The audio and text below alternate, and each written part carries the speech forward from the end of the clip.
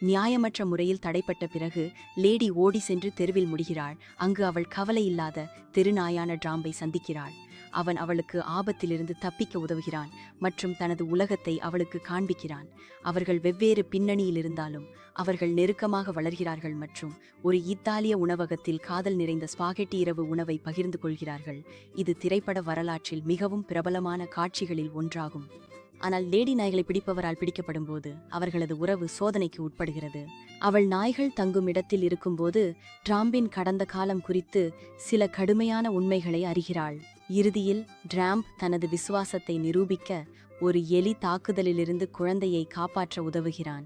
இதற்காக தனது உயிரையே ஆபத்தில் இட்டுக் கொள்கிறான். இறுதியில் லேடியின் உரிமையாளர்கள் உண்மையை உணர்கிறார்கள். டிராம்பை தங்கள் குடும்பத்தில் இணைத்து அவனை ஒரு அன்பான வீட்டு நாயாக மாற்றுகிறார்கள். திரைப்படம் டிராம்பும் லேடியும் தங்களது குடும்பத்தை வளர்த்து கொண்டிருப்பதை காட்டி முடிகிறது.